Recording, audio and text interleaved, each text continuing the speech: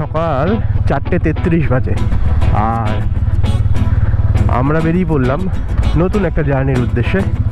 এবারের জার্নি জয়পুর ফরেস্টের উদ্দেশ্যে।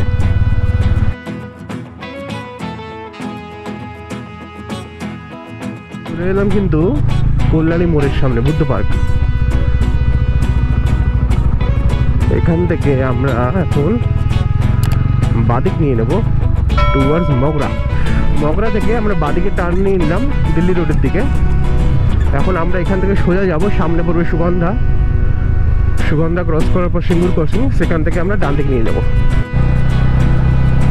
আমরা নসিবপুর মোড়ে পৌঁছে গেলাম। নসিবপুর থেকে আমরা ডান দিক নিয়ে নেব সিঙ্গুরের দিকে। এই রাস্তাটা কিন্তু যে যারা তারকেশ্বর যাও তারা খুব ভালো করে চেনো যে এই রাস্তাটা আমি কোন রাস্তাটার কথা বলছি। এই রাস্তাটা দিয়ে এই আমরা ঢুকে গেলাম তারকেশ্বরের দিকে। এটা দিয়ে খানিকটা এগিয়ে গিয়ে আমরা বাহাতে যে সিঙ্গুরের রাস্তাটা ওপাশ থেকে আসছে সেই রাস্তাটা কানেক্ট করে যাব। এটা হচ্ছে সিঙ্গুরের মেইন রাস্তা, এই যেখানে বোর্ড দেখা যাচ্ছে। চলো ওই গাড়িটা আসুক। আমরা যদি দিল্লি রোড থেকে এর পরের রাস্তাটা নিতাম, যে রাস্তাটা দিয়ে আমরা ঢুকলাম নসিবপুর মোড় থেকে, যদি পরের রাস্তাটা ধরে ঢুকতাম তাহলে এই রাস্তাটা ধরে ঢুকতাম এই যে নসিবপুর স্টেশনের দিকটাতে। আমরা ঢুকেছি হচ্ছে নসিবপুর মোড় থেকে, যেটা দিয়ে তারকেশ্বর কানেক্ট করা যায়। তার জন্য এদিকের এই ট্রাকের জামটা ফেস করতে হলো না, খানিক মানে মোটামুটি 5-6 কিলোমিটার। রাস্তাটাও ভালো, চলে এলাম। আর এখান থেকে আমরা সিঙ্গুরের দিকে কানেক্ট করে গেলাম। তা আমরা এখন সোজা যাবো সিঙ্গুর। সিঙ্গুর থেকে গিয়ে আমরা তারপরে যাবো হচ্ছে আরামবাগের দিকে। সকাল এখন বাজে 5:23। বৈদ্যবাটি কানেক্টর থেকে এই যে নিচ থেকে যে রাস্তাটা চলে যাচ্ছে এটা হচ্ছে দুর্গাপুর এক্সপ্রেসওয়ে। এই যে এদিকে আমরা এটা দিয়ে যাই যখন আমরা লাদাখের দিকে যাই, এই সেই লাদাখের দিকে যাওয়ার রাস্তা আমাদের। আর আমরা এখন এটাকে ক্রস করে বৈদ্যবাটি কানেক্টরের উপর থেকে ক্রস করে আমরা লাদাখে আসার সময় শক্তিগড় থেকে ডান দিক দিয়ে আমরা ওল্ড দিল্লি রোড ধরে নিই। তার জন্য আমরা ওই পান্ডুয়া হয়ে চলে আসি। যদি আমরা এদিক হয়ে আসতাম, মানে এখান থেকে গিয়ে যদি দিল্লি রোড আপাতত হতো, তা আমাদের বাড়িটা তো ওদিক থেকে তাড়াতাড়ি পড়ে না, যার জন্য আমরা এদিকে ঢুকি না। রাস্তাই একই। এই যে এখান থেকে বাদিকে ফুরফুরা শরীফ, সোজা তারকেশ্বর, আর বাদিকেই চাপাডাঙ্গা। ফুরফুরা শরীফ, ফুরফুরা শরীফ।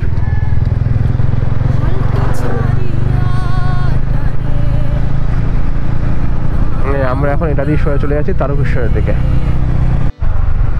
এই যে এখান থেকে সোজা চলে গেলে তারকেশ্বর, আমরা সোজা যাবো না, আমরা চলে যাবো বাদিকে সাইখালার দিকে।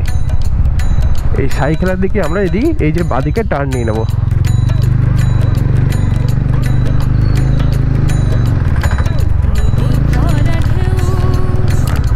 চলো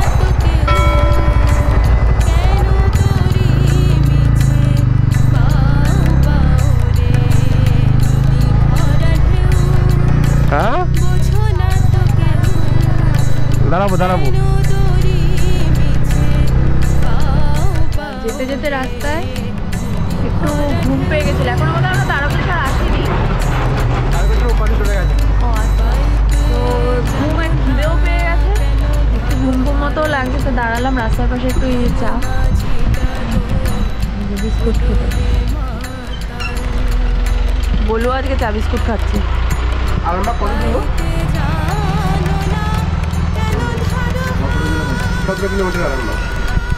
চাটাকে ঘুমটুম কাটিয়ে রওনা দিয়ে দিলাম। এখান থেকে মোটামুটি 15-16 বা 20 কিলোমিটারই ধরো, ওর মধ্যে আরামবাগ চলে আসবে। আর এখন আমাদের সামনে আসবে হচ্ছে চাপাডাঙ্গা। রাস্তায় কিন্তু এরকম গাড্ডা আছে এদিকটাতে, একটা দুটো বেশ বড় বড়ই। পড়লে বেশ কষ্ট হবে রিকভার করতে, তাই একটু বুঝে শুনে চলতে হচ্ছে। হরিপাল জংশন, যাক এদিকে রাস্তায় কিছু বুঝিয়েছে গাড্ডাও, গাড্ডা যেগুলো বুঝিয়েছে সেগুলো আবার গাড্ডা হয়ে গেছে সমান। আর এগুলো গাড্ডা না, বেসিক্যালি আর কি মানে ক্রেটার। মনে হচ্ছে উল্কাপিণ্ড পড়েছে এই জায়গাতে। দেখো কত বড় বড়। বাও, ওয়েদারটা কিন্তু এখনো অব্দি মারাত্মক লাগছে, মারাত্মক লাগছে ওয়েদারটা। আমরা কিন্তু দেখতে দেখতে পৌঁছে গেলাম চাপাডাঙ্গাতে। এই চাপাডাঙ্গা ফ্লাইওভার দেখতে দেখতে আমরা চলে এলাম আমাদের আজকের দিনের প্রথম টোল প্লাজা। কিন্তু টোল প্লাজা অ্যাক্টিভ না ডিঅ্যাক্টিভেট বুঝতে পারছি না গো। এই ট্রেনটা এখনো চালু হয়নি এখানে, এটা এখনো জাস্ট রেস্ট স্টপ হিসেবে ইউজ হচ্ছে। সমস্ত গাড়ি এখানে পার্ক করে দাঁড়িয়ে আছে, টোলটা চালু হয়নি। জায়গাটা কোথায়? জায়গাটা চাপাডাঙ্গা ছেড়ে 1-1.5 কিলোমিটারের মধ্যেই, কিন্তু জায়গাটার নাম কি? জায়গাটার নাম সোদপুর। হরিণ খোলার পরেই আমরা যে এটা আবার দাঁড়িয়ে আমরা যে ব্রিজটাতে উঠছি, এই নিচে যে নদীটা, এটা হচ্ছে মুন্ডেশ্বরী নদী।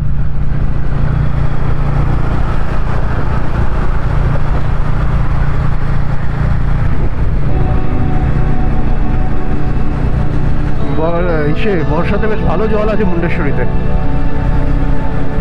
আর এখান থেকে স্টেট হাইওয়ে, এটা কিন্তু স্টেট হাইওয়ে কিন্তু 2 লেন আপ 2 লেন ডাউন চাপাডাঙ্গার পর থেকেই। কতক্ষণ চলবে জানি না, তবে রাস্তাটা বাম্পার হয়ে গেছে। পুরুলিয়া যাওয়ার সময় এই রাস্তাটাতেই আমরা অনেকটা কষ্ট করে গেছিলাম, তখন রাস্তাটা বড্ড কাজ হচ্ছিল। এই রাস্তাটা এখন একদম ঝাঁ চকচকে তৈরি হয়ে গেছে।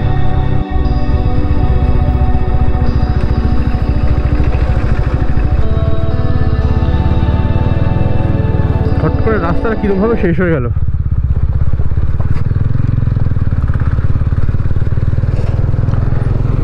এইটুকুই কাজ হয়েছে নাকি? এরপরে আর কাজ হয়নি? ভাবা যায়।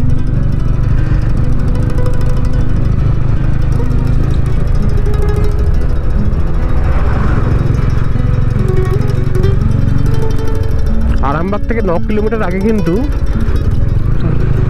এই রাস্তাটা হট করে শেষ হয়ে যাবে। দিয়ে এরকম ভাবে এখন আবার ভেতরের রাস্তা দিয়ে যেতে হবে, দিয়ে আবার হয়তো কোনো জায়গা দিয়ে চালু হবে রাস্তাটা। এই অবধি সুন্দর কাজ হয়েছে, তারপরে আবার কাজ বন্ধ হয়ে গেছে। আমি বলতে যাচ্ছিলাম রাস্তাটা কি সুন্দর হয়েছে, আমাদের ন্যাশনাল হাইওয়ের মতন লাগছে। বলতে যাব, ক্যামেরাটা অন করতে যাবো, হঠাৎ দেখলাম শেষ হয়ে গেল রাস্তাটা। যা, আমরা ঢুকে গেলাম কিন্তু আরামবাগ পৌরসভাতে। আরামবাগ ক্রস করবো, করে আমাদের ক্রস করতে হবে দ্বারকেশ্বর নদী। এই জায়গাটা সে একই রকম আছে। এই আরামবাগের মোড়ে পেভার ব্লকের জায়গাটা একই, ওটাই আমি খুঁজছিলাম। এই সেম জায়গাটা আগের বার আমি এখানটাতে এসে দাঁড়িয়েছিলাম, যে একই রকম আছে কিনা। সে একরকম এখনো অব্দি একই রকম বর্তমান।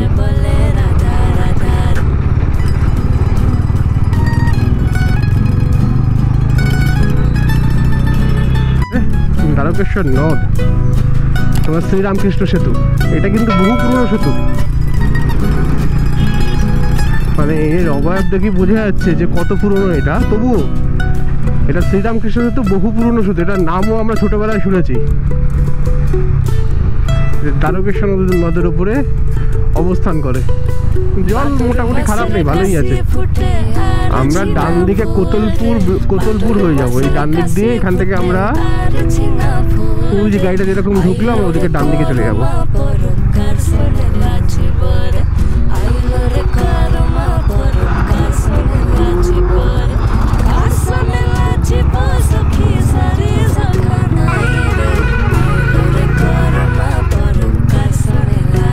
আমরা ঢুকে গেলাম বিষ্ণুপুরের দিকে।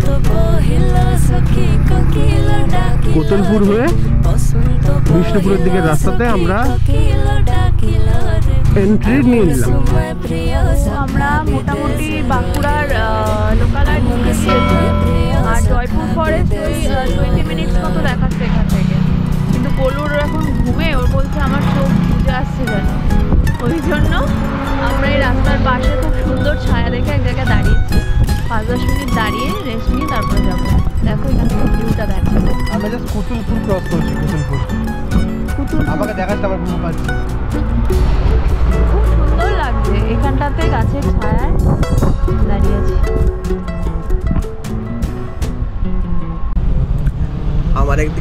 পাচ্ছে, আর ম্যাডামের কিন্তু সাজা গোছা এই রাস্তাতেও চলছে।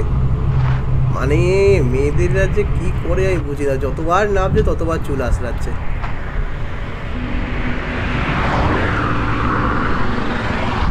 তোমরাই দেখো এগুলো কি ঠিক? এগুলো যদি আমরা শুরু করি কী অবস্থা হয় বলো তো? আবার ছবি তুলছি বলে আমাকে আবার বলছে।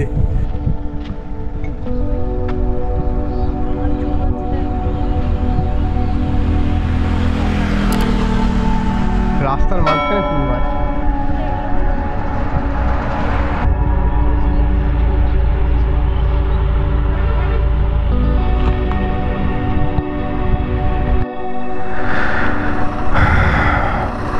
একটু রিল্যাক্স হয়ে ঘুম টুম কাটিয়ে এবার আমাদের নেক্সট ডেস্টিনেশন হচ্ছে বনবিথি রিসর্ট। চলো, আমাদের এদিকে দেখাচ্ছে কেন? আমরা তো এদিকে যাব। দেখি কি হয়েছে সমস্যা। ও আচ্ছা, হালকা নেশা করেছে আর কি। গুগল মাঝে মধ্যে নেশা করে, কিছু করার নেই। এই দেখো, দেখেছো? চলো।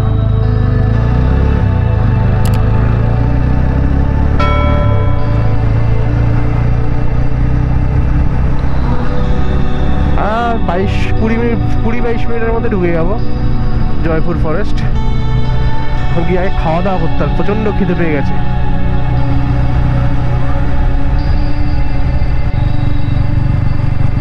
বনপলাশী রেস্টুরেন্ট। বনবিথি কোথায়? বনবিথি না বনলতা? বনলতা, এই যে বনলতা। বনলতা রেস্টুরেন্ট, আমরা এখানেই খাবো। তার আগে একটু যাবো নাকি, একটু ঘুরে এসে দাঁড়াবো নাকি নাকি দাঁড়িয়েই যাবো?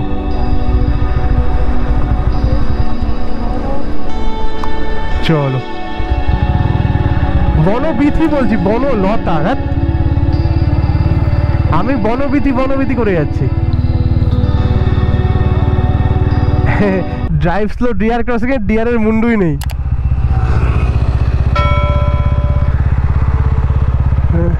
যাই হোক, আমরা গাড়িটায় ঘুরিয়ে নিই। এখন বাজে ঘড়িতে 8:20। আমরা ফাইনালি বনলতা রিসোর্টের সামনে চলে এসেছি। বনলতা রিসোর্টের পাশে এক জায়গায় বেশ সুন্দর মাটির জিনিসপত্র বিক্রি হচ্ছে, খুব সুন্দর। তোমরা এখান থেকে সুভেনিয়ার আইটেম নিতে পারো। রুটি নিয়েছি আর এই আলুর তরকারি নিয়েছি, হালকা পাতলা খাবার। তার সাথে পেঁয়াজ আর লঙ্কা দিয়েছি।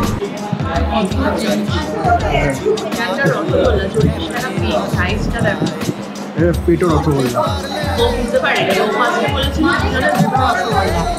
এবার ওনারা বলছেন যে 40 টাকা পিস। আমাদের রসগোল্লা বিশাল বড় বড়, এত বড়।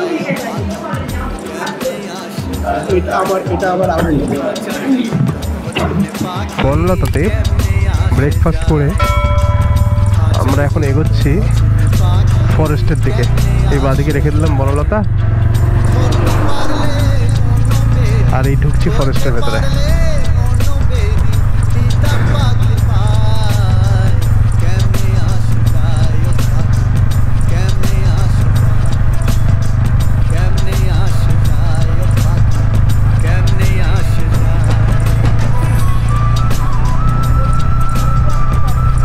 হ্যাঁ,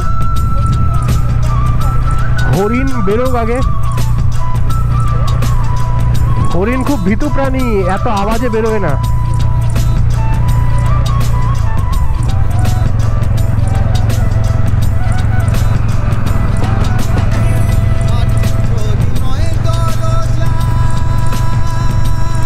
সেই বাঁকুড়া কেন্দু পাতা বলে না, কেন্দু পাতা, এইসব কেন্দু পাতার গাছ। যেটাতে খেলাম না, ওই পাতাটাও কেন্দু পাতাই ছিল। আমরা এই ক্যানালের পাশ থেকে ঢুকে গেলাম এখন চাতালের রাস্তায়। চাতাল মানে হচ্ছে এয়ারডোম। আমি তাও একবার ম্যাপটা লাগিয়ে কনফার্ম করে নেওয়ার চেষ্টা করছি। আমি জানি রাস্তাটা, তবুও।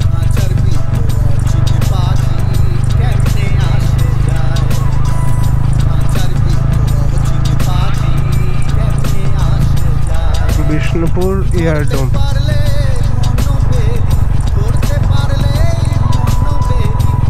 ঠিকই যাচ্ছে।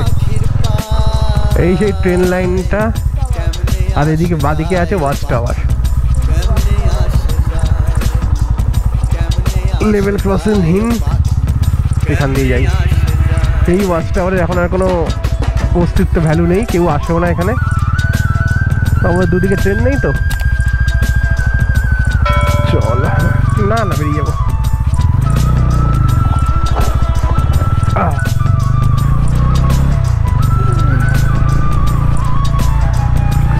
লাল মাটির রাস্তা দেখেছো? এবার শুরু হলো এই লাল মাটির রাস্তা।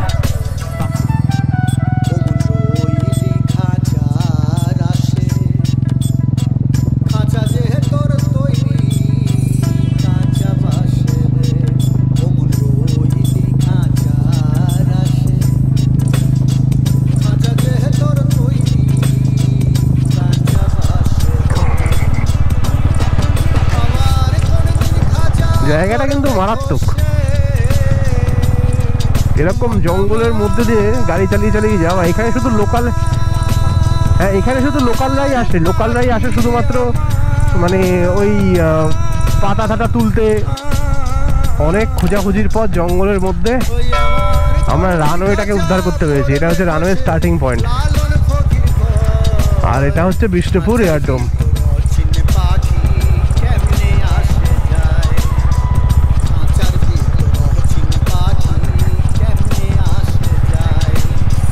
দেখো কত বড়।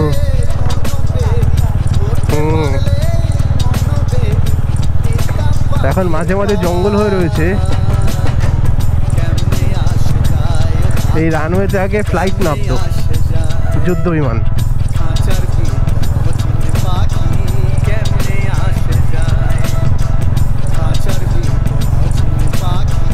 চলো আমরা একটু ঘুরে আসি, বেশি কিছু করার নেই, এটাই দেখানো ছিল। আমরা একটু গাড়ি চালানোর মজা নিয়ে নিই এখানে।